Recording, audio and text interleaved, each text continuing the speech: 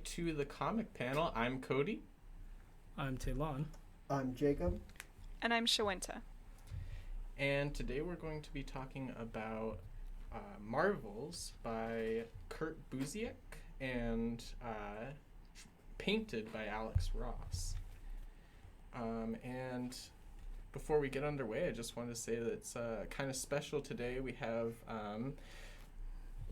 normally we have Talon and I in the studio recording, but Jake is also here live.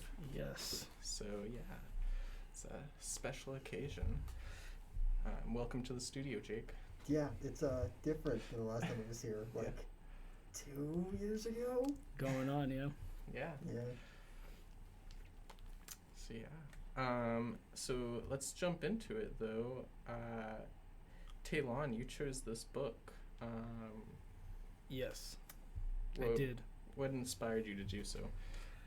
I saw this book like a few months ago, and I saw that it was art by Alex Ross, and I was like, I'm gonna, gotta read that. That's a pretty good reason. Yeah. He's got good art. Cool.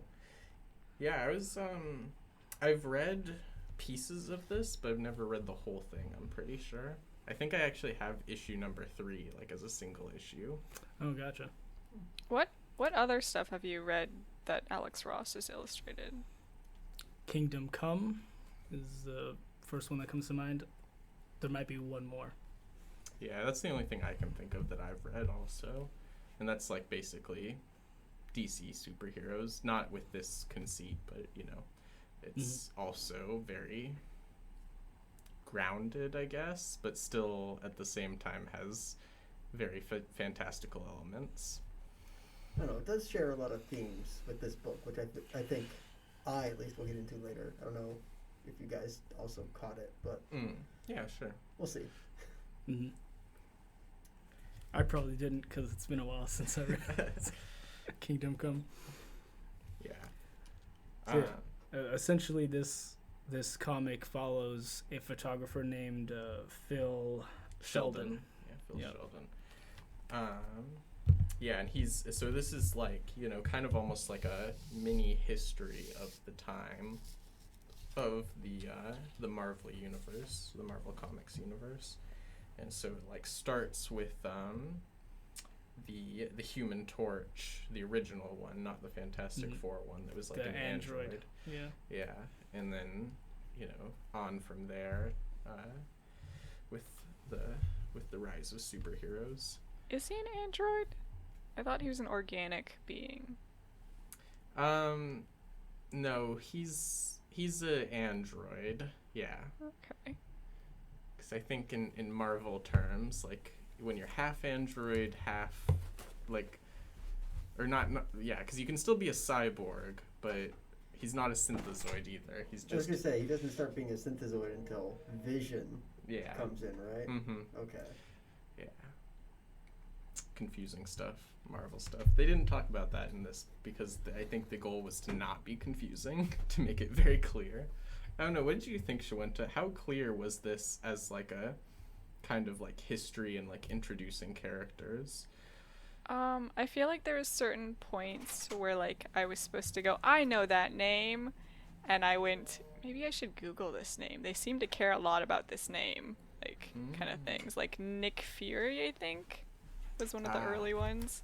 Where I was like, is that him? He doesn't look like the movie him, of course. Or be like, Iron Man, is this his dad? Question mark. Okay. I don't know. There's like, I do enjoy that component of like history because it is supposed to be sort of like starting out from the beginning with these characters, like the main character specifically, viewing this from a very audience point of view compared to the usual like superhero point of view where you're in the thick of it, but like how is this actually affecting society and the people around them kind of thing. And I guess just the new perspective I really enjoyed. Mm-hmm. Yeah. I will say it was definitely interesting, like especially in the, I would guess, second half of the book, like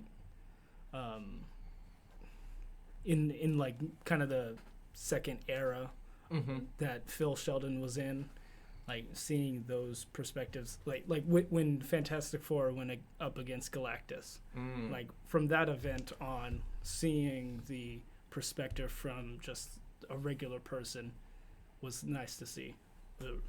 Different. I don't know. I do think it's interesting you call that the second era, because I think I'd call that like the third era. Really? Because like the first era is when it's just like Submariner, Human Torch, Captain America, and then I would call second era is like when they have like the Avengers out and around. Like people are more used to superheroes being around this world. And then But then the X-Men, right? third era is like, wow, this stuff is like serious. It's not just like happening, you know, somewhere else, and it's not just like some dude called the Beetle that they're gonna fight downtown. Okay. Yeah. So like I split it up into like, you know, Namor and the Human Torch only, but then it was okay. Now we have these guys out and about, and there's kind of a distrust of them. Yeah, I mean, it's like the way that. So I was actually kind of surprised that they didn't like firmly separate the books into like Golden Age, Silver Age, Bronze Age, and then Modern Age. But like that's kind of how they split it. It's even though it's 4 issues or 5 counting issue number 0. It's like I think that they spend a little extra. Like basically, issue 3 is half Silver Age, half Bronze Age, and then issue 4 is all Bronze Age. Gotcha. Yeah. I mean, that's more natural, right? Notes. Like that is kind of an organic way of how history goes. You know, it's not going to be very clear cut, so it feels less like cheesy, I guess. But I mean, it very much ping pongs, doesn't it? A lot of how I see it is like, I keep wanting to say audience perception, but like because they compare themselves, the general public compared to the superheroes, as like an audience. And at some points they're like, oh my god, you know, we're being held captive, this is horrible. We can't compare to them. We're just forced to watch whatever's going to happen. Or, and then it ping pongs back to, oh my god, we're the audience. We get front row seats. We can see what's going on. Like, we're in the thick of it. This is awesome. We can't do anything. We don't have to do anything. They'll take care of it. But, I mean, it goes back and forth several times. And I will renege on what I said before, like just agreeing more with what Jake was saying. I would consider this more of the third era, because the era before that was Marvels were all the rage, and so I didn't remember that at the time. So yeah, it was like the introduction of the Marvels with Human Torch and Namor, Distrust. and then the Marvels being like all over, you know, and then, you know, but the public saying, oh, these are good guys. And then the next era was people saying, oh, actually, no, they're bad, you know. Yeah, and there's always been, like, kind of an undercurrent of, like, you know, I mean, it's like Shawento is saying that, you know, basically people are feeling kind of trapped by them, and, like, you know, they can't do anything about them, like J. Jonah Jameson's perspective, basically. But also is kind of surprised that, like, and this also always kind of got me in, like, you know, the mainstream comics or whatever. There's all like, oh yeah, we like these guys, but not these guys. We don't like the mutants, and we don't like Spider-Man, but we do like we do like the Avengers, and he kind of shows that off, like, between Namor and the Human Torch versus Captain America. It's just, like, really interesting what people, you know, their reaction to these, and to me, I'm like, I don't see a difference, and, like, you know, why, like, I mean, I get that, like, somebody that's, like, on fire is scary, but also, like, the next Human Torch, the Fantastic Four Human Torch, is pretty beloved, so it's like Yeah. Where does this fear come from that other people don't get? I don't know. I think part of it is you've created a being whose entire existence is being on fire. Yeah. He learns to control it. I mean, And I then he guess, but, flies, it's a which hard sell that was- at first. Interesting I'm- extra feature. Better than just walking around on fire, I guess. He was able to fly around too. True. I don't know. I just don't get like maybe I'd have to be there, but like seeing someone catch on fire, I don't get like the natural reaction of like it's a menace. You know, it's like I just, It at feels first, a little. I I don't know. I was gonna say mostly that it does feel a little bit silly where they're like Mhm. immediately viewing it as an actual person, I guess, rather than Yeah. just being like, "Can you put it out?" Like fire right. extinguishers. Yeah. I would get the response of like fire. There's fire. Mhm. Everyone get out. Yeah, I feel like there's like a level of like trying to, that was like a particularly silly element from the original comics that was hard to ground. It was like we can't change this too much from the source material because that's kind of, I guess, the promise of this book is that it's like, really like, movie editing these comic books together so Yeah. that they all feel very continuous as one story. Mhm. And it's like, but also that was just like something that probably like they probably took the dialogue from that. It's Mhm. just like, oof, that's not how humans react, but that's Gotcha. how kids understand, and they're making a product for kids. Mhm.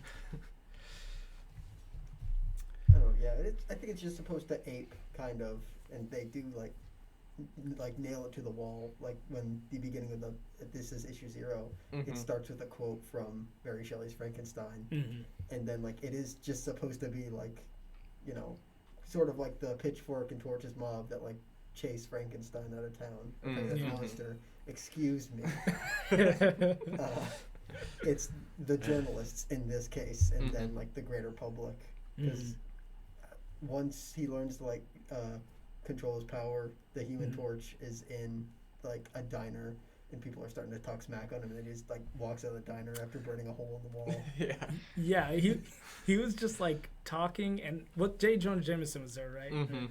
And they were just like talking bad, and he was like, and he just like caught on fire and was like, "Stop it!" and then just walks out. It's like, and then everyone was just like shocked Yeah. and didn't do anything, Mhm. and just let this guy walk out of there. Yeah, because like, what are you gonna do to somebody True. who just Yeah. like walks around on fire all the time? But I would think that, I mean, maybe I'm like adding a layer that isn't there, but I got the interpretation that they were co-workers.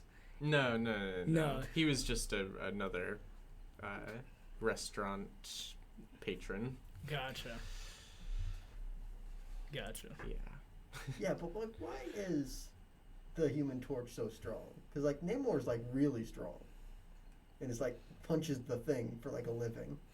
But like, they just like have a fight across New York, and like they just like both shake hands at the end of it. Yeah.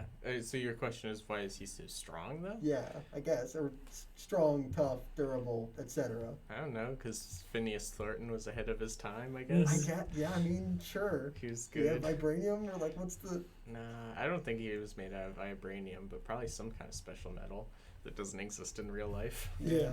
Typical. Yeah. I was just like taken aback almost because I was like, wow, Namor is like one of the oldest characters that is still around. And he's been a huge problem the whole time. Yeah, that whole But what is he's it? also- They make up, and then so he's good all of a sudden, and then of course decides to invade. It's just like Yeah. sea animals walking around. Mhm. I Yeah, I don't think there's, know. like, three I don't different know Namor cases. well enough, like to understand if he was a threat or not. Yeah, there are like 3 different cases in this book where Namor decides to invade New York for X reason, Mhm. and then somebody talked to him, and then he backed down, and reparations were paid. It's like, it seems like this is like a recurring problem for Yeah. the past like 90 years. I mean, yeah, it's like basically a lot of people compare Namor with Aquaman, but Namor is like definitely not strictly a hero at all. He like basically has only the interests of Atlantis. Like he doesn't care that he's half human at all. I mean, technically he's half mutant, but he barely cares about mutants either. You know, you say that, and I bet you if Marvel ever made a Namor movie, like they would not think of it as like, oh, he's not really a hero. He's like Aquaman.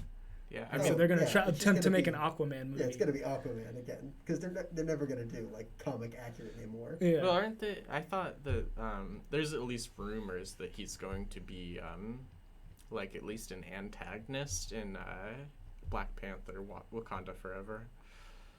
Oh yeah, because it's gonna be like vibranium, like sort of like the I don't know if it was a theory if it was ever confirmed that like the Amazons and the Atlanteans in Zack Snyder's like DCU, they were also supposed to be like Kryptonians who just like evolved further into the water, and then like into magic, I guess. I don't know. It's dumb. Okay. Wait, so how does that relate to the Marvel movies? Because it's supposed to be they both got exposed to a lot of vibranium, and so like they both got super technologically advanced. Okay. The Wakandans on land, the Atlanteans underwater. Oh, gotcha. That would be interesting. I'm okay with that. Or at least that's a rumor. I don't know if that's going to be the case. Yeah.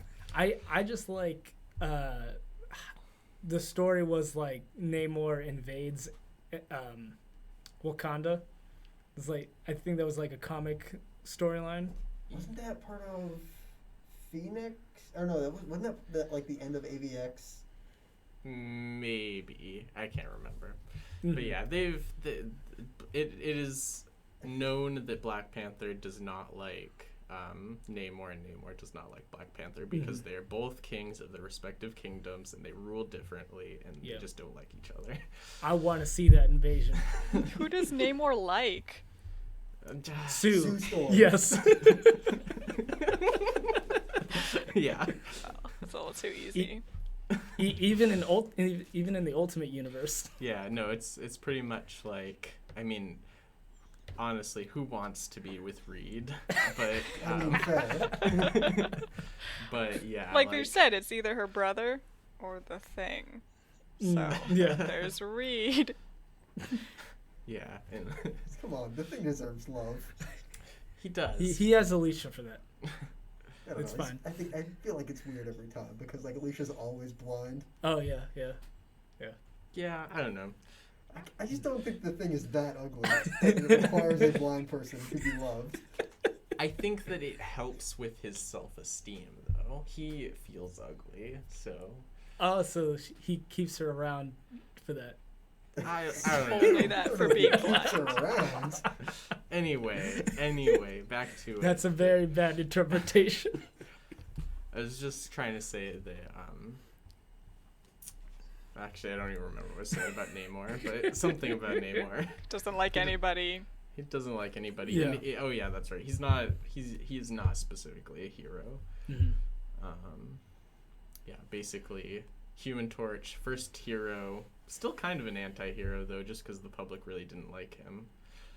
And then Namor, definitely an anti-hero. Yeah. It's like you got this guy. You think I'm bad? You know what about? Yeah. I look good compared to him. I don't know, but at least we ended up getting Captain America in there, even though he's not in this comic for that long. It's like it's still kind of like interesting to think about how it's kind of like a reflection of like the involvement of World War II, where like you know we wanted like Russia and like the other allies to win, but like it wasn't until like we got involved that the U.S. like started to care. I mean, I just thought it was weird that they sent Captain America before we got involved. Like that's yeah, how he was involved. I mean, that's again just one of those things that has to line up with the comics because the comics came out before we got involved. Oh, gotcha. I mean. So yeah, I guess technically he was first just on like the British Army or something. It was part of the Lend-Lease Act. We actually sent over Captain America. Yeah. I mean, you'd send like Captain America there first, so you don't have to use the army, right? Oh, gotcha. Yeah. I see. Sure. Captain America's basically a one-man army, so it's fine. But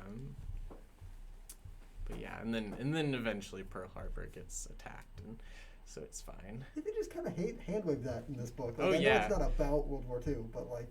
Yeah, I mean, that is kind of a good point, that it's like, this book is about, like, big events in history regarding superheroes, and it's like, but other big events, they happened. They were there. Yeah, I mean, like, I think all there's the like a fake line in comic the book. tragedy you talk There's like a about. line in the book, isn't it, where it like literally says, there's world wars going on, but the superheroes are just, or these magical beings. I don't want to say that, but you know what I mean. Like superpowered beings is like so much bigger than that, and they couldn't even comprehend it in some ways. Mm-hmm. Yeah, that's a good point. I just feel like, that would have a really, like, different effect on the present, in my opinion, where it's like, I don't know, less interest in what's going on in the war. I don't know. You could probably make a parallel for that, because like America is kind of unique in that like it hasn't seen like a major active war on like continental territory since like 1812. Mm-hmm. Like the last two big wars have been fought like outside the U.S. even though we've been involved. Mm-hmm. True.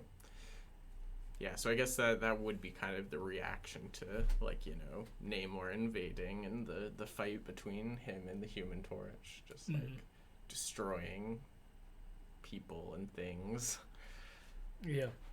I mean, going back to it again, I think that's what I really like about this book is the kind of culture it makes around these, fake events, this alternate timeline kind of thing compared to our actual history, where like powered beings and the celebrity culture that like pops up around it, it's just so ridiculous. Like I was saying, World War II, where they're just like, yeah, we were busy having riots or whatever. Was that when the X-Men thing was going on? Or was that after? I think that was a little. The X-Men part was later. Yeah. Okay. Mm-hmm. I don't know. But like, I guess it's easy. I want to say that like, oh, in some ways this is like a commentary on like actual audiences of like the comic books at that time and how they shifted and changed their like how they thought about superhero comics. But I mean, maybe that's easy to say because this is literally just recounting superhero comics as they went, trying to go accurately enough. Mm-hmm. Yeah. I mean, I took it more at face value of like just trying to weave in the events of the comics and just like create like what would normal people view, how would they view these things, taking that perspective. But there's also a possibility that there's more being said there. Yeah, I mean, I think that there's a is. little bit of a meta analysis of like the way that comic books are perceived and superheroes are perceived, because I mean, I think the way that we react to media is a good sign of how we react to something in real life, Okay. Like, I mean, obviously, like, nobody's going to see a superhero movie and think that superheroes are real, but, like, it's kind of like violent movies, like horror movies, then there's going to be a sector of people that are going to be like, well, that's too violent, and that's not something that we should be making or doing, Gotcha. And it's going to influence people to make bad decisions. Mm-hmm. Yeah. I want to delve into a little bit more of Phil Sheldon because I would argue he's the main character of this. Yeah, definitely. Yeah, for sure. Definitely. I was gonna say, like, if there's anything that's actually being said in this book, like, beyond the superhero events that they're trying to recreate, like, Phil is obviously, and the, like, character arc he goes through is gonna show that. Which... Mm-hmm. Yeah. Yeah, so, yeah, he starts off as a photographer for freelance, right? Yeah, freelance, mostly working for the Globe, not the Daily Bugle. Globe. Yeah, the Bugle, and currently, the Daily Globe and the Bugle are around. They're rivals still. Yeah. And this is even before J. Jonah Jameson was editor-in-chief. Which I found interesting because I don't remember the name of the guy that's the editor-in-chief of the Globe, but I recognized his character. Peter Parker eventually works for him in like the 80s. I'm like, man, that guy's old. Yeah. He's so old. There was somebody named Goodman. Oh yeah, that was definitely that was a reference to Martin Goodman. I caught that. Yeah, so that was another little meta thing. Is Martin Goodman was the editor-in-chief of Marvel Comics, or Timely Comics, which was Marvel Comics before Marvel Comics. Yeah, so Phil coins the term Marvels and he was there when the Human Torch was being unveiled. The android, and he was kind of like at first his general perception of these Marvels were, I don't know how I can protect my family with these guys out there. And so he was like, his kind of like principle is, if a man can't protect his family, then he has no business in having a family. And so his fiance at the time, he was just like, we're going to call off the wedding. And I know I was like, no, why would you? No. Yeah, it's like kind of shooting himself in the foot with like that masculinity stuff. But I mean, I get it. Like, I don't get me wrong. Like, I understand where he's coming from. Yeah, especially for the time. And like that was something too, like later on in the book, so it felt kind of like thrown in there for me that like he was all like, oh, and suddenly I was kind of a bigot against mutants and threw a brick at them. Oh, gotcha. It was just like, oh, I don't know, okay. There's a thread of that I get, but like, please continue point first. Oh yeah, it was just like, I didn't feel like there was any evidence that was going to happen until that point. Gotcha. I guess for that does make sense. But what I was going to talk about was at the end, or towards the end of, I think, the third chapter, he discovers, after he's married, he has 2 kids, he discovers that what they thought was a puppy that their daughters were sneaking food to was actually like a mutant that they had found in the park after some event, and they brought back. And so, like, as he's like trying to figure out like what he's going to do about it, like he flashes back to at the war, like when he was at the liberation of one of the concentration camps, and is like he kind of matches with like that, like the look in the eyes basically is the same. And so it's like, so this is just a little girl, but like it also feeds back into he probably has a lot of unresolved trauma with stuff he saw in the war and hasn't dealt with, which manifests into like anger and aggression towards things he doesn't understand. As did a lot of Americans. Yes. Yeah. Okay, that's a good point. I guess if that's what they were going to go for, I wish that it was a little bit more obvious. But I could accept that. I mean, I didn't necessarily like take that as like out of nowhere, because to me it's like this guy is a regular person. Like, even though he has a lot of experience with superpowered people, like he is still just a regular person. And so they mob mentality, because he was caught in the middle of it. It wasn't like he was consciously thinking, the next mutant I'm gonna see, I'm gonna throw a stone at it. Sure, yeah. I guess it's just like, I don't know, especially because like he was the first one to engage in a violent act, right? Like, I mean, not ever, but like. He was the first one to throw the stone? Yeah. I didn't think so. But I mean, he's the first one we see throw the stone. Okay. But like at the same time, like they do have, like they chased that mob chased the X-Men down after they were attacking / trying to save the construction worker. Yeah. Like they did chase him down in the subway. They probably didn't do that peacefully. It's amazing how they interpreted that scene, because they were like, yeah, they attacked the worker and then they beat him down. And it's like, wow. Like, I mean, I know like as a comic reader, you know what was going on, but like to be there and that's what you think is just weird to me. I don't know, just I have mean, that's Iceman because make an you ice trust these slide. characters, right? True. Yeah. Like, at the same time though, like, I don't think I'd ever expect like Cyclops's, like, I don't know, it's not heat vision because of blast Yeah. Connected. to like save anybody. Yeah. Yeah. Yeah. But I think he has used it to like slow.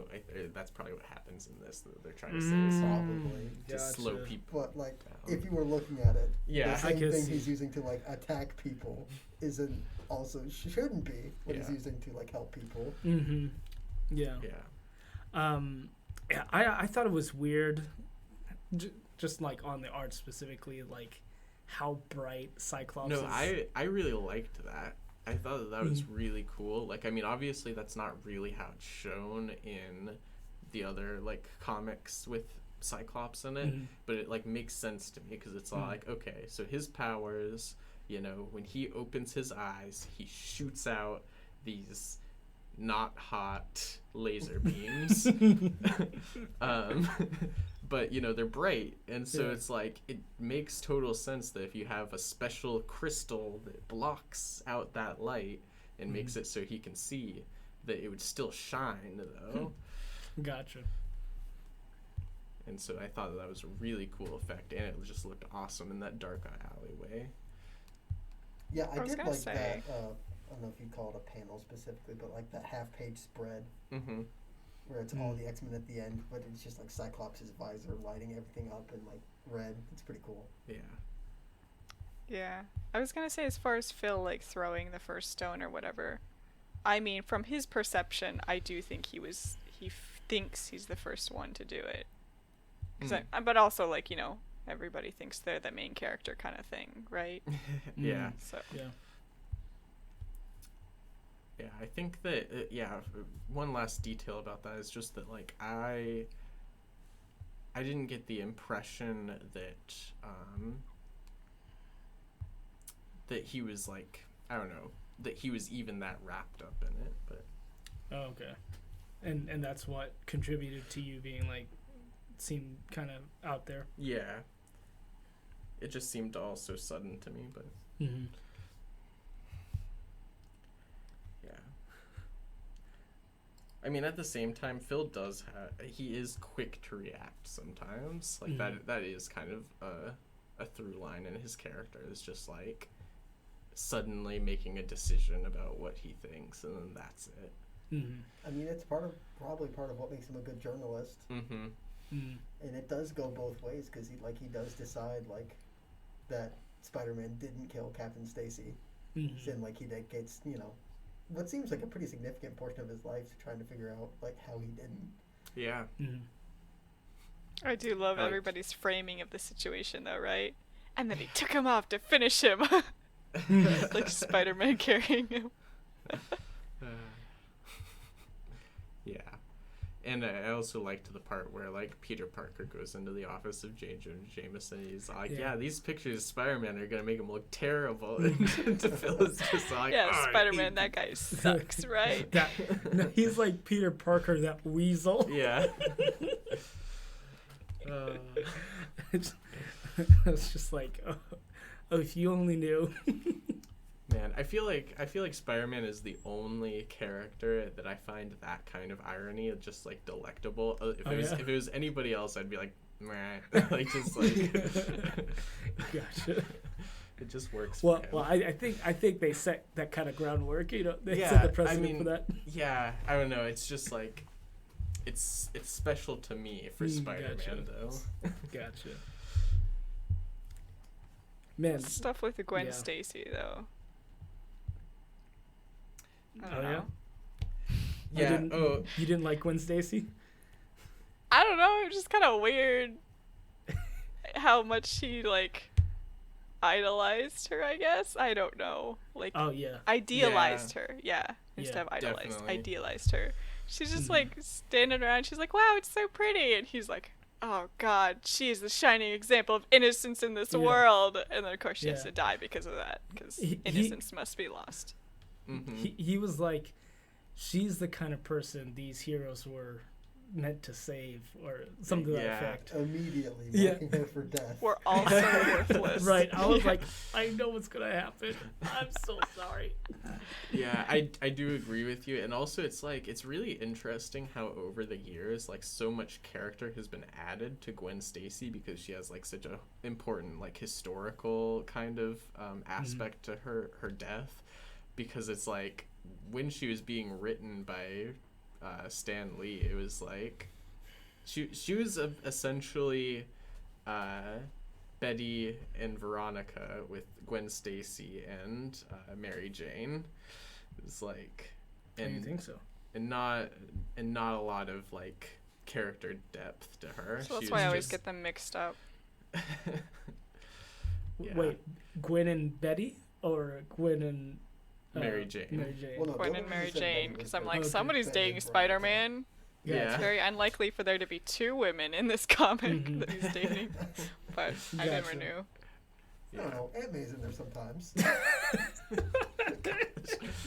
Isn't that like the base Oh, the Bechdel test? Bechdel? There we go. Yeah, like you can't be related to the main character and must be talking about something else that Oh, other yeah, than you're talking about a man. yeah. But yeah, very very like, you know, she was the more responsible, uptight kind of like society girl, and Mary Jane was Yeah. the party girl. I will say, I was like, I like Gwen Stacy much more than Mary Jane when I was reading that. I was like, Really, I felt like Mary there was Jane was so. I felt like there was yeah. nothing to Gwen Stacy. You know, Gotcha. like she just didn't have any personality to her at all. See, I'm having trouble again because I just remember Gwen dying. I don't remember when Mary Jane was in the comic because I Oh, think no, I thought she- they. Okay. Yeah, she wasn't in this comic. I'm Oh sorry. no. Sorry, we were referencing like the actual comics that. Yeah, Yeah. early comics. Not this And fake so yeah, comic. basically though, yeah, it's interesting to me how like, you know, this is like probably like peak adding to Gwen Stacy's character, where it's all like, you know, like she like you said, you know, just being the model of innocence, and like, you know, and also yeah, I just agree with you that was just kind of creepy thing for Phil, an older man, to be thinking about. Like I'm just like, I don't know. I thought he was gonna snap a picture. I was just waiting for that, and I was like, but I guess Yeah. he didn't think about that photographer that he is. Yeah. Not see, and that's how you know that his adoration was completely innocent. Well, But yeah, still and, you know, not see, weird. I felt like there's foundation for him being creepy too, because Yeah. I thought that he was gonna like have an affair with his assistant, but that didn't happen. See, I liked how like his wife like noticeably aged like a normal person. Like a lot of the characters have character to them as they age. They stay mostly distinctive. It's a little bit hard because you know you only see certain characters so often between different parts. Yeah, But- and that's an sorry. Yeah. But yeah, but then Mary Jane, like I was pretty happy. I was like, oh, I thought he was gonna get a cute young assistant, and family life out the window kind of problems, like very dumb, avoidable stuff. And so when Mary Jane showed up, I was a little bit like, okay, well, she's got. They can't give her too much character because then she won't look like the actual, comic book that they're trying to recreate. She's got to be very idealized, but. I don't know. I didn't mind it too much because it was mostly her, compared to a lot of the other characters. You met Gwen Stacy, to be sure. Yeah, I don't know who I said, but One of yes. those Spider-Man I girls. meant the blonde lady. Very specifically, okay. Mary Jane is marked by red hair. Like, I know that, kind of but defining character. yes. should just give her green hair, man. No, then she'd be a Spider-Man villain. All of Spider-Man's yes. villains wear green. Oh yes. I wonder why. I hate how right you are. Anyway, though, what was I was talking about. Spider-Man Gwen- gets a weird treatment in this book. Oh yeah. Because, like, I get that, like, he's supposed to be, like, the down-on-his-luck hero who's like always doing the good thing, basically without any recompense. Even though like most heroes go without recompense, they're at least like recognized. Yeah. It's like I was so surprised when like they do the Fantastic Four wedding between Mr. Fantastic and Invisible Woman. It's like it's weird because like they do a group shot and like some of the characters are in it. It's like Daredevil got an invite to the Fantastic Four wedding. Yeah. Like everybody else kind of makes sense. So it's like Stephen Strange and the other members of the Fantastic Four, and it's like, but Daredevil though? Yeah. Was Professor Xavier there? I don't think so. Gotcha. If they remade this comic, I bet he would be, because he was part of the secret Illuminati. But that's a different comic, and it doesn't happen until like 2008. Well, my interpretation would be then that, like, as public figures, you can't associate yourselves with the villains, So, So they wouldn't associate them. But no, the Fantastic Four are friends with Spider-Man. yeah, but like people don't like Spider-Man.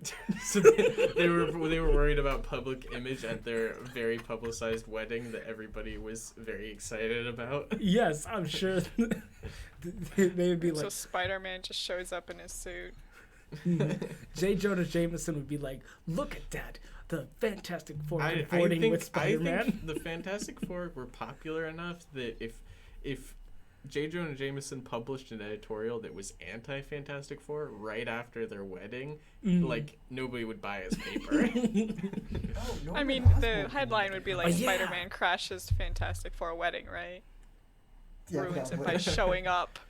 I mean, yeah, because Spider-Man would be fighting crime, and then like it would stumble into the wedding. Yeah. Also, too, J. Jonah Jameson was at this wedding, so they couldn't invite Spider-Man. Yeah, it's one or the other. You can't get both. Just sit him across the aisle. Oh, Nick Fury's here too. I didn't notice that. Yeah.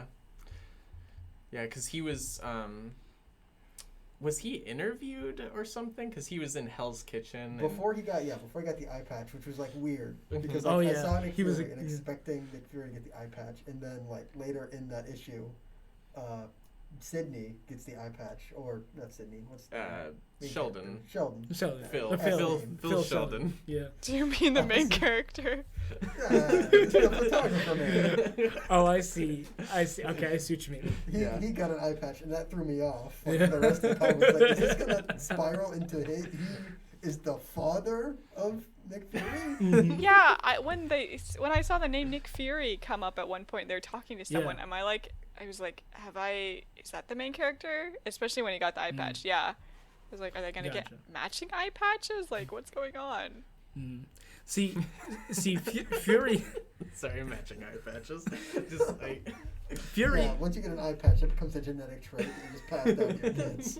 What I thought was weird was that Fury was in this comic, but he had a very like heavy accent in his speaking. He was like, my Furies, or like ma commandos, like my, but saying ma. Okay, yeah, kind of a heavy New York accent, Yeah. probably. Okay, yeah, and I guess that kind of matches up with him, like, living in Hell's Kitchen, probably. I've never met somebody from actual Hell's Kitchen and what their Yeah. accent sounds like, but... But yeah, he was like, just wait till I think that was what he was saying, just wait till we get involved in this war. Yeah.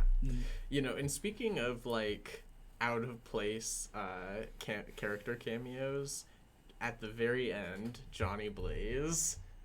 That's not Johnny Blaze. No, that's not Johnny Blaze. You're right. It's something. Danny Ketch. Danny Ketch. Yeah. There we Yeah, go. that was the one name I looked up for this comic. Yeah. 'Cause I'm like, is that really like a nobody? They pulled in for this, and then Google. Oh no, it's a Ghost Rider. I saw the name Danny Ketch and I was like, why does that name sound familiar to me? I knew it was Ghost Rider. I just accidentally said the other Ghost Rider. But once I figured out that he was Ghost Rider, I went back to the panel and I loved the fact that Sheldon was like, this is an ordinary kid. Like, Exactly. That's like the framing of it, where it's like, oh, come on now. Yeah. On his little bike, huh? Delivery boy. Yeah.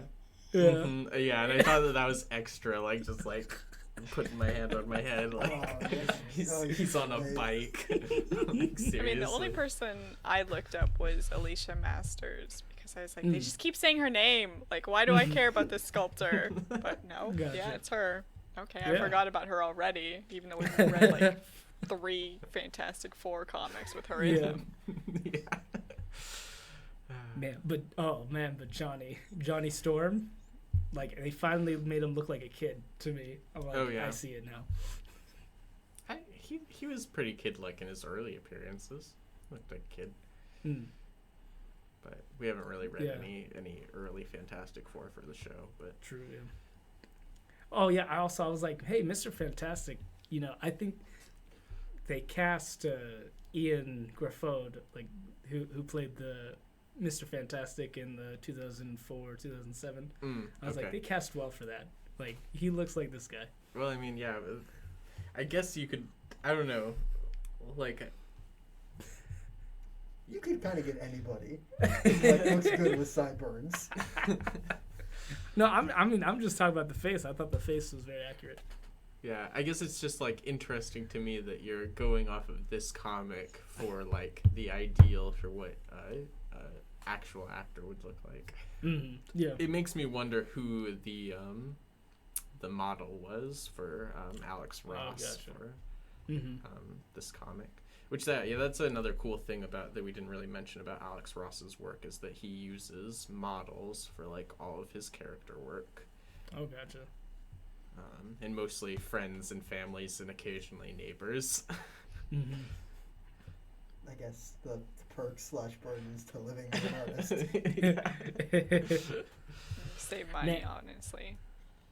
Mm-hmm. Don't have to I pay mean, for yeah, like but a like, what if your professional artist model. neighbor thinks you look like a villain?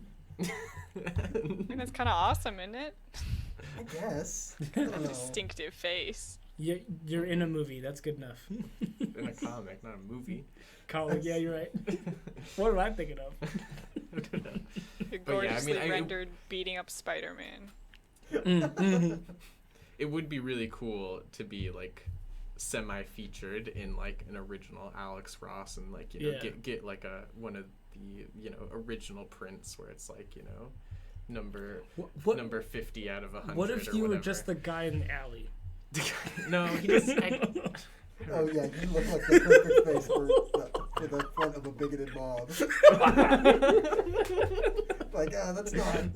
Thanks, neighbor. I guess I'll see you Tuesday. I didn't get Jake's point until I said that. Now I understand. Because like, if you look like Norman Osborn, that's fine. If Yeah. you look like random rabble rouser number 3 who's gonna throw the brick at the X-Men, like that's not A man good. who wants to make the X-Men pay.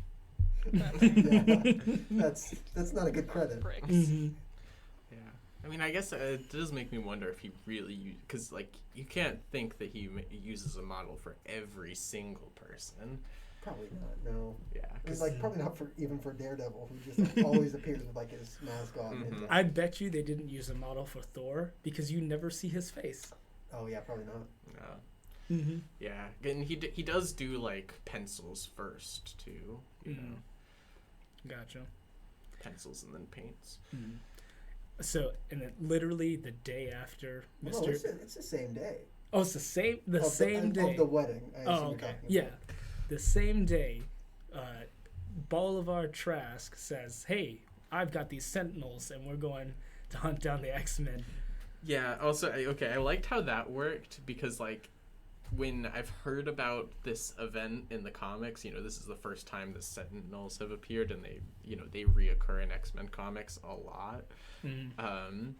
It's like, okay, yeah, Professor Charles Xavier has a televised debate between like an anti-mutant and pro-mutant, Mhm. person, and then but like this is just all like, well, I'm not winning, so I'm gonna launch these robots and show you guys. And I'm just like, whoa.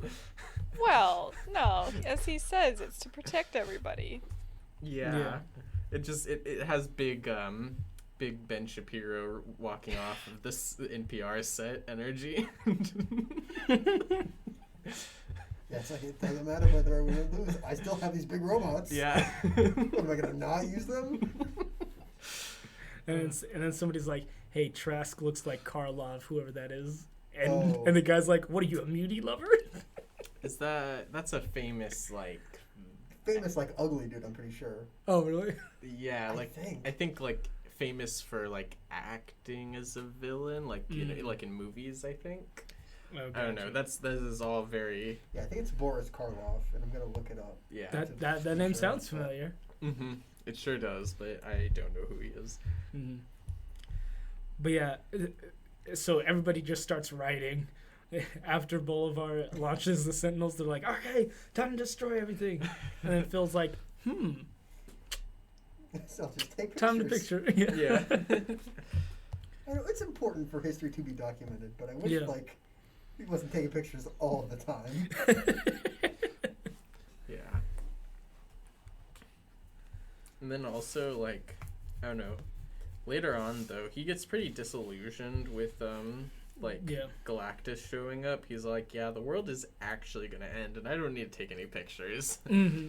Well, yeah, this was like, you know, we at first, you know, disliked these Marvels, and then we liked them, right? But then we went back to disliking them, like, immediately after. Yeah. It's like, this literally the same day, you're like, yay, Fantastic Four, die. As we're trying to evict them from the Baxter building. Yeah. Yeah. Yeah.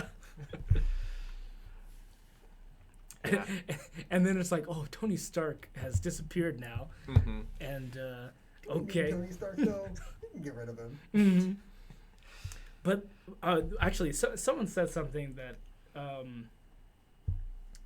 it was like someone was angry because Tony Stark sent weapons or sold weapons to like the U.S. military, and then someone was like, "Oh, well, we're not we can't go in, but now you I got think Tony that's when Stark in they, there." like, introduce S.H.I.E.L.D. Where it's like, oh, we can't get a hold of Tony Stark all week for the story we're trying to do. And then, like, he shows up, and now it's all about S.H.I.E.L.D. Ah, gotcha. Yeah. Also, as far as, like, you know, being happy about the wedding, or, you know, public opinion being high for the Fantastic Four and the wedding, and then going immediately to them being evicted from the Baxter building, that really, like, I liked how they made that feel real. And it was also like, you know, basically that's how it happens in those, like, you know, kind of Silver Age comics where it's like, yay, the wedding issue. And then it's all like, okay, but now the Fantastic Four need to deal with something. And it's like, you know, so that's probably exactly how it happened. It was like probably Fantastic Four annual number whatever. And then it was like, next issue. I mean, a comic full of domestic bliss just wouldn't sell papers. Yeah, So. it's true, but... Yeah, I liked how it was the next day or the same day or whatever. Mm-hmm. Oh, there's this the Times newspaper that says "Half Naked Savage captured on British coast." You have any idea who that is? No. Hercules? Could be. Maybe. It's just a muscle man. Yeah. So it could be any number. I think they mentioned the Absorbing Man later. It could be him. Yeah. Oh, yeah, that's right. When they were talking about the X-Men attacking the construction worker, for a second I thought it was the Wrecking Crew. Oh, yeah. I thought it was... So the Wrecking Crew is like, you know, they're Thor villains, but they're like basically they all have magical construction equipment because Thor has a magic hammer. And... Not amused? It's dumb.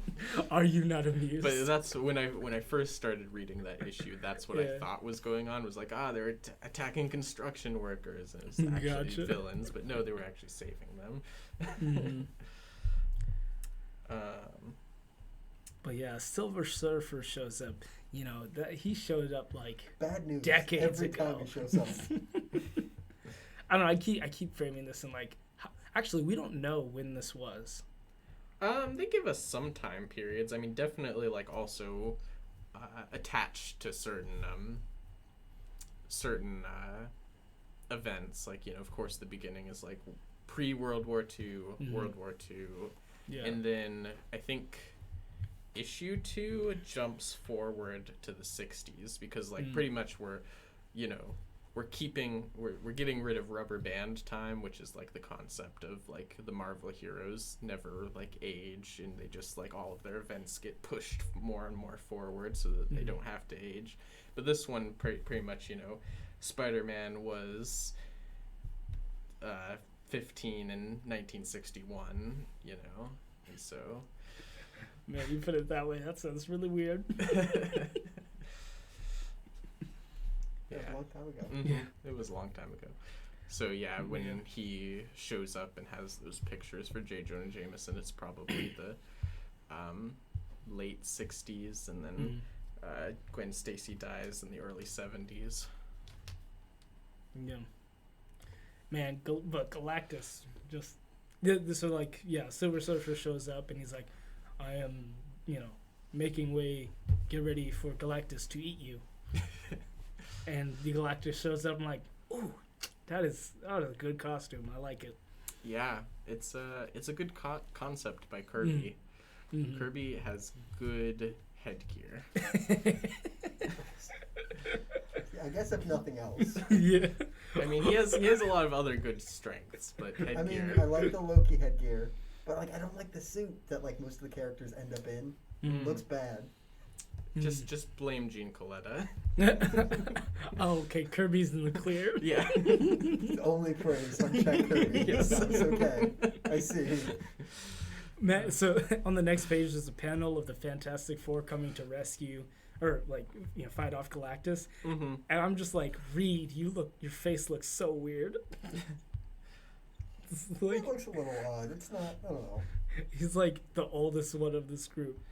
Yeah, he definitely does look old. He's just like he looks old and unsure. Which I mean, granted, if Galactus was kind of supposed to be like a stand-in for God a little bit. Gotcha. When Jack Kirby was first like conceiving him, Mhm. and so I understand like a very science-heavy man like Reed would be like, Yeah. But Also, I don't isn't know. it just like his first time going up against Galactus? Yeah. Mm-hmm. So True, yeah. that's pretty intimidating. Yeah. Oh yeah, and the Watcher is there too. I forgot. Mhm. Oh yeah, Yeah. I'm here to write this down. That is his job. Yeah, I- two giant people in the sky. It's scary. And it's. Did anyone even notice him? Like, he was pointed out, Well, no, but yeah, by they say Phil. like, oh, there's some bald guy. in there. But like nobody says, oh look, it's the Watcher. Yeah. Yeah, distinctly no headgear on him. Yes, I mean, but yeah. I say overall better design. He's just a bald man in a toga. It's hard to mess that up. Yeah, it's true. Man, but like Galactus looks just so human. Like, it's really weird. I think I don't know. That's the thing where like Galactus looks different depending on like what Mhm. species you are, Oh, gotcha. because it's like oh you're not seeing all of Galactus. You're only seeing a facet of Galactus that your I mind can understand. I see. I Yeah. see. Gotcha. It's dumb. It's just an excuse for like artists to like flex and like do different designs Yeah. of well-known characters. Gotcha. Yeah, but also like artists also have lots of training in doing human figures, so it's like Mhm. it's an excuse to Oh yeah, also do yeah, what do they're something good you're at. Yeah. 'Cause, yeah, otherwise you have to ask like why does this like planet-eating like cosmic entity look like a dude? Yeah. So during this time, like people are looking up at this and they're like, "Yeah, the Fantastic Four is here," and then the Fantastic Four look like they get defeated, and they're like, "Well, I guess it's all doom. Like we're dead now. Yeah. See you guys. Fantastic Four can't save us." And of course, they come back. Mm-hmm. Yeah, I mean, I kind of get that, especially with how the Fantastic Four was treated at the time. Like, Mhm. they were the top, like right now it's like Avengers, that's kind of because the Avengers movie and stuff, in the MCU, that's like, I think what the public consciousness was, but the Avengers weren't as popular back in the day, and Fantastic Okay. Four was, so it's like... You're I talking mean- about in real life now. Yeah, well, in real life and also in the comics universe, too. Oh, gotcha. I can relate to that. I feel like if Galactus showed up and they're like, you know who will save us? Fantastic Four? And I'm like, all my knowledge is based on the movies of them. I'd be like, no, not them. Is there anybody else we can call? Set things on fire and stretch. That's it. Yeah, they can't even defeat like a ruler of a small nation. Like Man, how the are they Mole Man is still around. Yeah. Yeah. Well, I mean, to be fair, when they first defeat him, they think that he's dead. God, that must be weird to be a person like in this universe where like every once in a while they say, "All right, problem solved. This villain is dead," and then like 6 months later, like Goblin Island happens. It's like, oh no. Yeah, it happens a lot. Or it's like Jean Grey is gone. Who's that redhead with the X-Men? It's a replacement. Man, Jean Grey didn't show up in this comic. There was all the other main X-Men. Oh yeah, you're right. Huh. Or the I don't original, not main, but You heard it here first. The Phoenix Saga is too dumb for Alex Ross to touch. No, it just didn't happen yet. No, because they talk about fighting in the Kree Skrull War. Wasn't that when? And then like the Blue Zone on the Moon, and that's when the Phoenix Force got introduced. In this comic? Well, no. No, because okay. X-Men comics. The Phoenix Saga happened during Chris Claremont's run, which didn't start until the late 70s, which was after Gwen Stacy died, which that's pretty much when this comic ends. I'm still gonna stand by my statement. But it doesn't matter because Jean Grey was a part of the original X-Men as Marvel Girl. And also the Clone Saga. And throw that in there too. Too dumb for Alex Ross to touch. I mean, I think that was happening. The Clone Saga was happening when this was published. Oh no. Getting back to the comic, like, and then also the people are looking at this to be like, wait a minute, that Silver guy, like, he's now fighting Galactus. What? I thought he was helping him. Yeah. Yeah. I don't know. I do just like that, like, photographer man, forgot his name again. Phil. Decides like, you know what? I've done enough of this. Yeah. I'm gonna go home. Yeah. I'm gonna go see my wife and my kids. These people this are too is really fickle. how people are gonna die. Yeah. Like the whole world is gonna end. I don't need to be here. Mm-hmm. I mean, like, I respect. He knows where his priorities are. I was really worried he was just gonna be like, "Wow, what a great photo op," instead of like, "Maybe I should go see my kids." Because his wife has been calling him that entire section for like different things. He's always like, "I'm busy." Superheroes. It was really weird to me because weird in more of like a, what does that mean for like me? And like, you know, he was like, oh man, I'm all about this. Like, I'm committed to this, you know, with Doris, who's his wife. Right. You know, and then, you know, decades later, it's like, nah, I'm focused on my work now. Stop calling me, stop bothering me, you know? Right, yeah. I thought it was going to culminate in something much bigger. Yeah. Mm-hmm. Yeah, that's basically I guess he diffused it. Yeah, well, I mean, he figured out, like, you know what, I've been neglecting my family. Like, I should be more present, you know? Yeah, I guess I wish kind of that, like, that was a little bit more, like Phil had more consequences, I guess, for him ignoring. Because, like, he almost loses Doris, when, like, at the very beginning when he calls off the engagement. Yeah. But then, like, later on, you know, there's decades of him ignoring his wife for work, basically, and she's just there. She's like, yeah, I'll support you. I understand. It's hard. Well, and his kids are just too young to really, like, care, I guess. But, like, I mean, also, like, kids notice when you're gone and not, like, paying attention to them. So, like, I don't know. I wish the family dynamic was, because it was presented in the way it was, that it had more consequences instead of just being like, actually, I know what's important now, and I'm going to retire. Not even just that. You know, even when he's there, they went to the zoo, and he's like, crummy zoo. Like, sucks. I could be taking pictures and making money. And his kids are, like, enjoying their time there, you know, not noticing how he's acting. I don't know. I don't know if I'd want consequences necessarily, but more at least an acknowledgement that he was doing that, and much less... Because it's all on him, isn't it? He's like, man, I've been doing that. Guess I better stop. But his wife is never like, hey, why are you doing that? Can we talk? Like, for like 2 pages or something at the end even.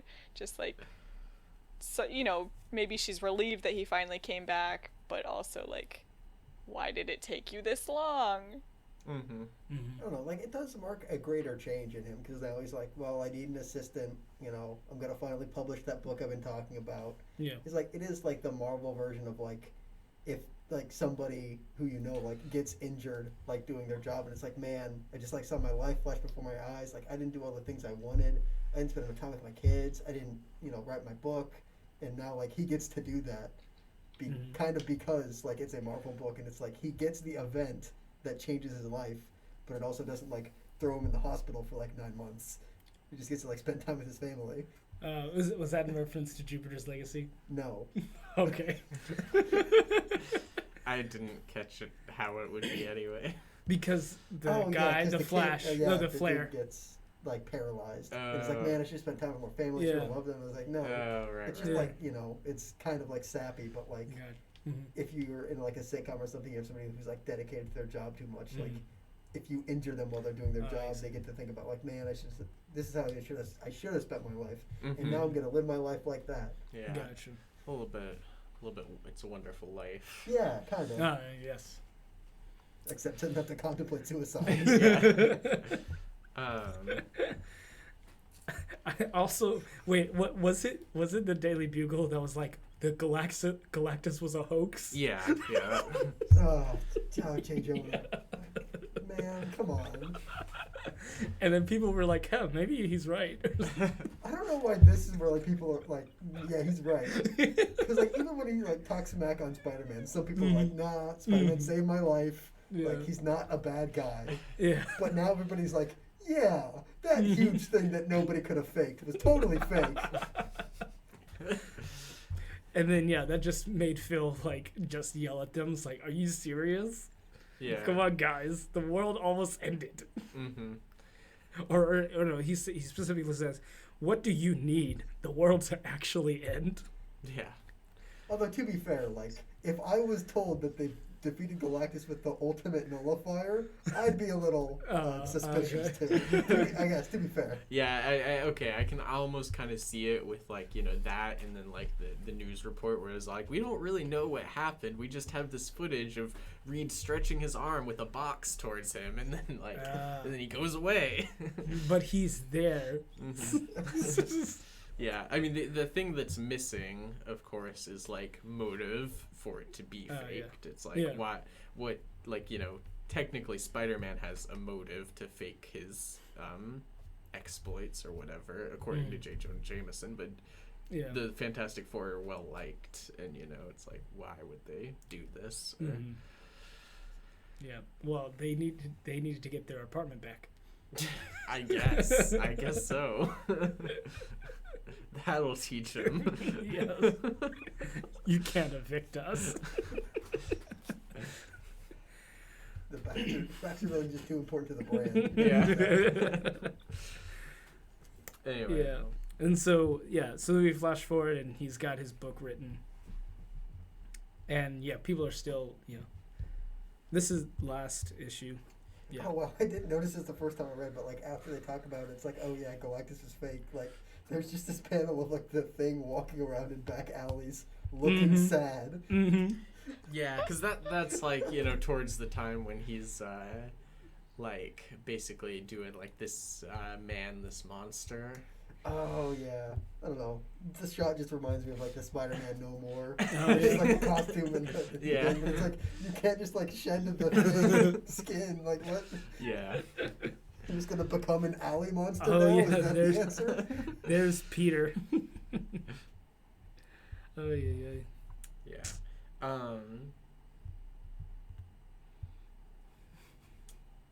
Oh yeah, that's right. Also, like, so when after he publishes his book, and then his publisher's like, yeah, you should write a second book. I actually kind of wish almost that he made a villain's book. Like, I thought he was gonna do He was like, that. "That's stupid." Yeah. Why like, not? I don't know. Yeah. Just more of the same. I don't know. It'd be interesting because at least like you could do it like in like a weird like prison interview fashion, because he does go and talk to like Dr. Otto Octavius for at least a little bit. Yeah, I'm like, that was basically a bust because like Octavius wasn't going to like help Spider-Man at all, so he should have just taken a picture and been like, okay, maybe. Oh, yeah, That was like one of my favorite pages actually, like of the drawings, just like the red light on Dr. Ock's face. It's awesome. Yeah, those are some good ones. I don't know, if you wanted to write a supervillains book, like, you could have stroked Otto Octavius' ego a little bit and, like, kind of just go on some spiel about those metal arms.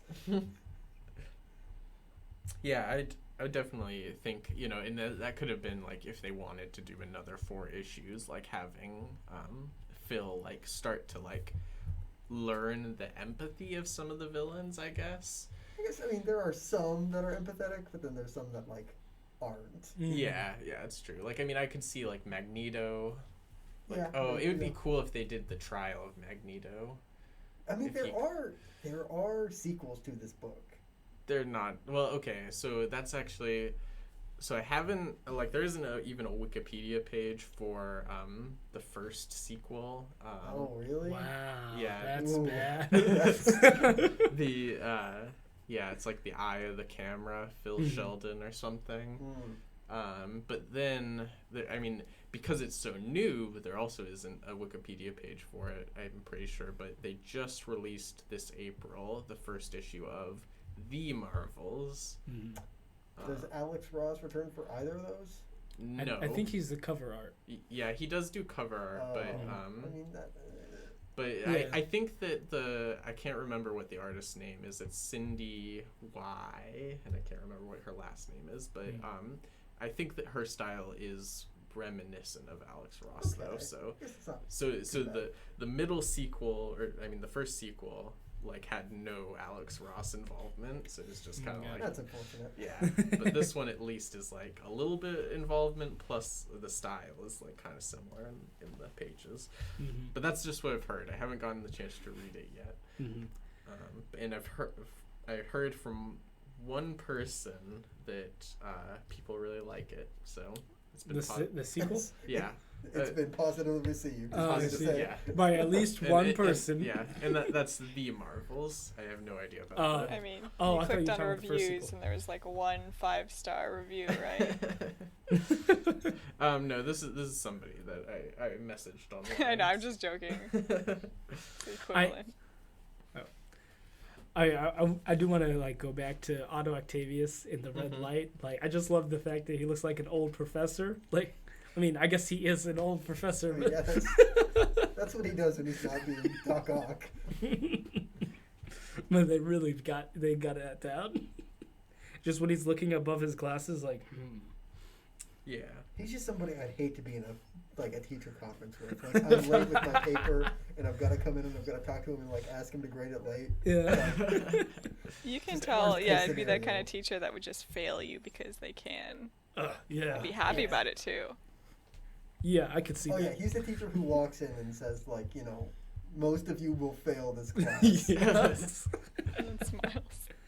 Yeah, I do actually. So there was like part of Dan Slott's Superior Spider-Man run. I remember when. Oh gosh. Okay, so when Doc Ock is in Spider-Man's body, he decides to finish Peter Parker's doctoral degree, and the person that's teaching the class that he needs to take is Otto Octavius's old classmate for that class. Oh, no. And like basically Otto was the star student and the teacher was like the doofus basically. He's like, Gotcha. yeah. Anyway, just more of that Spider-Man irony pulling through into the modern era, but So, the end of the character arc for Phil, and I mean, I guess of the actual book itself, is I really thought he was gonna just like perk back up where he's like, I'm reinvigorated or something, or he was gonna die in some tragic way right after that. Like, you know, he'd be like, I can see why heroes are great and da da da. I believe in the world again, ideals, and then die or something, Yeah. or just end that way, end on a positive note. But like, I guess I appreciate how it doesn't go that way. How he goes, I'm too jaded. I'm too old. I can't do this. Like, I don't see things the same anymore. And I guess he says it in such a way that he's become too involved in it. He's walked into the picture instead of taking the picture. So, you know, handing it off to his assistant Yeah. makes sense. It was But even it's interesting- very... No. I was gonna say it's very, because we talked about him being the very average citizen, and it is almost like very average citizen to be like, man, I'm old, everything sucks, life's for the young people. Yeah. Anyway, I think it was interesting him being like you said, just being too in it and jaded, and he was just like, you know what, I can't do this anymore. Sorry, gonna. Yeah. He gave. That's what I was gonna say. He gave his book to his assistant, saying you have the vision for it. Right, yeah, she wanted to make a documentary, and I thought that was kind of cool too, going from photojournalism to film, basically. Mm-hmm. Yeah, there's definitely a part of it to that, where it's part of him recognizing that he's too old for this, and recognizing that mediums are changing, and the best way to show your stuff. I also like to think a part of why he wanted to retire is because he gets the paper delivered to his house, and it says that the Ant-Man and the Wasp are alive, which I'm pretty sure are the two Avengers who died in one of the other newspaper clippings. Yeah. It's I'm too old for this. I've seen an entire roster rotate of the Avengers. No, it's time to get out. Yeah. Yeah, I think that was maybe one of his famous photos too that got attached to that He's story. got giant. Oh, it's actually yeah. it's actually that one. The famous one. It's actually that one that said both of them. Yeah. Fire Destroy South. Literally in the Hampton same Home. issue. Yeah, so that's a good point too. That it's all comics are starting to get more and more revolving door like that. So it's no, time to get out. Yeah, and he knows just too much of the history behind it, right? So it's it has to keep everything straight, and he almost knows kind of everybody who's involved too. He's been there, so yeah, he's so entrenched in the play. Yeah. Can't watch it anymore. Okay. So just totally random. I was looking at Luke Cage, and it reminded me of what they said about Falcon. I just thought it was hilarious. So what part about it? So Phil was looking for the Falcon for some reason. I can't remember. Oh yeah. And he's talked to some of the street youths, and they're like, "Well, Falcon's too white." Oh yeah. I'm just when you think about Falcon and how he was introducing Captain America, and when you think about Falcon and the Winter Soldier, I'm I get it. Yeah. I get why you would say that. Yeah, for sure. I mean, it's interesting. I guess the normal people though wouldn't really understand Falcon's original origin and stuff, and how he had that alter persona that was kind of racist, because you know what I'm talking about, Jake. Yeah. But yeah, so that was a whole thing too. But yeah, I thought that joke was funny too. And then I was expecting Luke Cage to be even more I guess I would have expected them to be yo, we don't like Falcon, but Luke Cage, he's our boy. Yeah. He's got that dumb headband on. Yeah. I mean, true, yeah. I don't think it's dumb, but he does have a headband. Yeah, the Teenage Mutant Ninja Turtles, right? No, it's not that. It's just a big metal headband. Yeah, it's right above his hair, or right below his hairline. It's like Wonder Woman, right? That's a tiara. Well, yeah, but it's shaped similarly. I don't know why I remembered Luke Cage as having just tied a piece of fabric around there. You're thinking of Iron Fist, that he normally teams up with Iron Fist. Okay. And he has somebody does it, and it looks dumb to me. I'm glad we agree it looks dumb on somebody. Also, too, so what Black Widow is put on trial for something. Oh yeah, murder, apparently. Oh, gotcha. I don't know who of, but I mean that's it probably didn't matter. You know you've made it when people accuse you of murder. That's no. Not Captain true. America murders every day, and he's never accused of it. I mean, that's for the government, though. Yeah. So that's fine. Oh, yes. The government runs the courts and the laws. I thought the Black Widow did that for the government. Maybe not our government, but... No, she well, yeah, leaked. that's why it was wrong. For our government. Yeah, she leaked government secrets. No, not yet. Not yet. But yeah, no, she definitely killed for the KGB, and then she switched sides. But she wasn't even guilty of that murder. I'm pretty sure. I was gonna say, like, do you know what, like, because I assume there was like a trial of the Black Widow arc. Do you remember what like that was about? No, not really. Something in Daredevil though.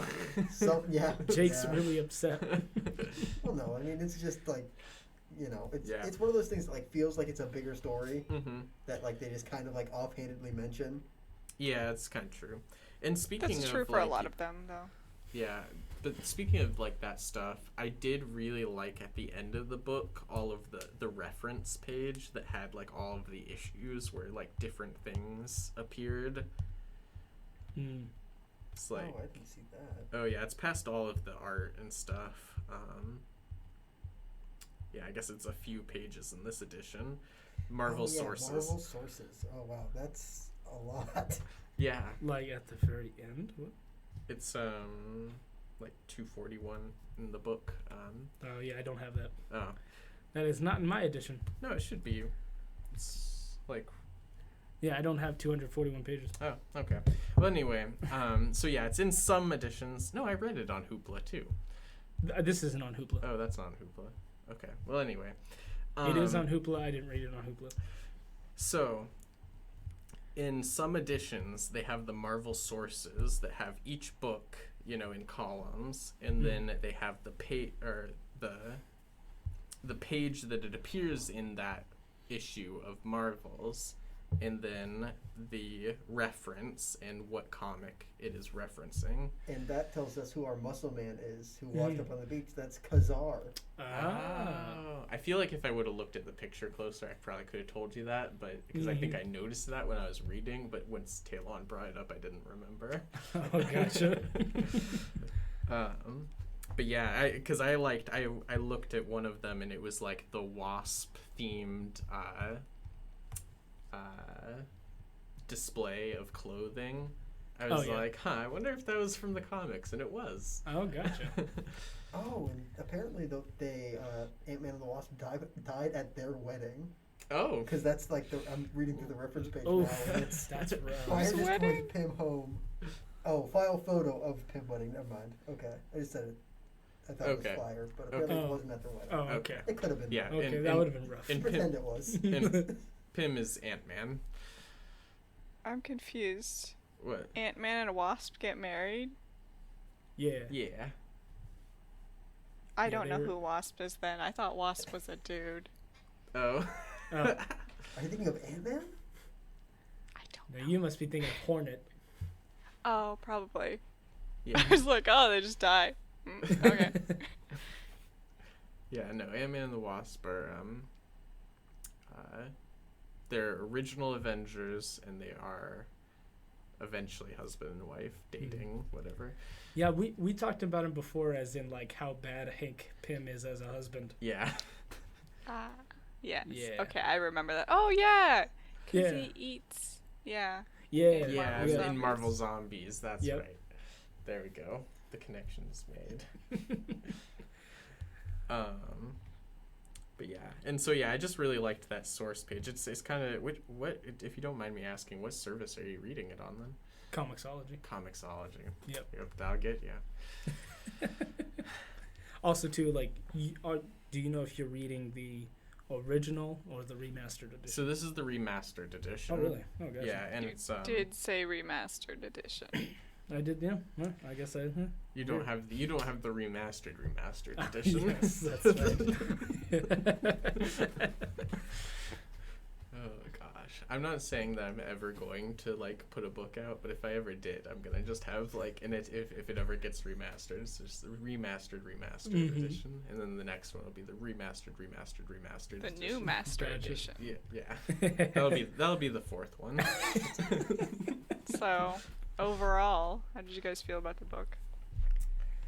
Yes, I will say, like, I really enjoyed this book, and at first it was like all because of the art, and then like once I got to like the Galactus, I was like, okay, it's the art and story. That took a while. Yeah, yeah. It was like Yeah. 3/4 of the way through the book. Okay. Yeah, I'll say that I liked it. Because I kind of already knew what happened, like more than just like knowing a general history of the Marvel universe, but like I knew a lot about the conceit of this book and like what happens in it. So it was kind of like a little bit, I don't know, like maybe it was like overhyped a little bit, plus I knew what was gonna happen. Gotcha. But at the same time I still really enjoyed it. It was just a little bit hard to feel like it was fresh, you know? Gotcha. I wish that I could have just read it this time for the first time. Yeah, I liked it. I came in pretty fresh on it, other than just like, oh, look, check out all this cool Alex Ross art. That's basically all I knew about it. But yeah, I liked it a lot.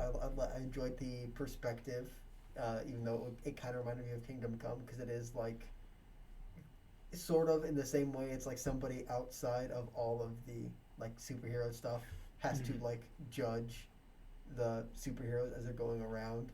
But like in this case, it has a lot less impact on the superheroes. What the judgment is. Yeah, I liked it. Just like because it's a unique perspective where it's like, and usually like if you got this perspective, it would end with like this person becoming like a hero or a villain, depending on like whether or not their family survived. So, yeah. Thank goodness he didn't go that route. I think overall, yeah, I liked it. I don't know. I wasn't expecting that for sure. Like, when did this come out originally? 1994. Yeah, so I think it's, yeah, especially for its time, I think it's really nice. Story-wise and like art-wise. Because yeah, I usually tend to like enjoy, you know, outsider stories, perspective, and like building this mythos culture around superheroes, elaborating on that kind of world building idea. Like, how would it be to like navigate through a world where you are not super powered, but there are people with superpowers? So yeah, I find that perspective always super interesting. It's sometimes in compared to like the usual of being like, yeah, I'm super powered, I'm going to power through this. Like, I'm going to get through this because I'm one of the special ones and I'm fighting other special ones, kind of thing. I don't know. Yeah. It worked pretty well. Like, really good arcs too. You know, when you were saying that about like you enjoyed that outsider's perspective, like I thought of more like TV show, you know, specifically a TV show that had like one season. But anyway, like I was like, I would enjoy that kind of outsider's perspective only if it was like a serious look. Like if it was trying to add a comedic element to it, I would be like, I don't. Yeah, like this I mean, all. Definitely like that's. I never ended up watching it, but there was a very short-lived NBC show that was supposed to take place in the DC universe, where it was like an insurance company. No, I mean, I think the it could be shtick the one just I'm gets thinking old of, but I'm not sure. fast is the problem, right? Yeah. Wait, say that again? I didn't hear that. I said that it gets old fast. Like, Yeah. you do require the superheroes to do something and to continue it. Like, so unfortunately, yeah, their lives of these characters will revolve around that. But it's super interesting to see how it affects them and how they deal with it. If you can create, you know, obviously a compelling character outside of that. Also, mentioning Kingdom Come, I always forget this. Like, I've looked it up before, but Kingdom Come actually came out 2 years after Marvel's. Oh, really? Huh. Yeah. Yep. But, yeah, I think that's all the time that we have for our show. So, until next time, this has been the Comic Panel. I'm Cody. I'm Taylor. I'm Jacob. And I'm Shawenta. And we'll see you guys next time. Thanks for listening. Thank you for listening. You can catch our show Mondays, 5 to 7 p.m. on KSUA 91.5 FM, the People's Radio, in Fairbanks, Alaska. Our Facebook is where you can view some of our earliest shows, as well as receive updates for when we go live on KSUA, when a new episode is uploaded to YouTube, and when a new podcast episode is uploaded. Our handle is it's comic time. You can listen to us in podcast format on Apple Podcasts, Spotify, and Podbean as the Comic Panel Podcast. Be sure to follow us on Instagram at _comic_panel and follow us on Twitter at the Comic Panel 1. Have a great rest of your day.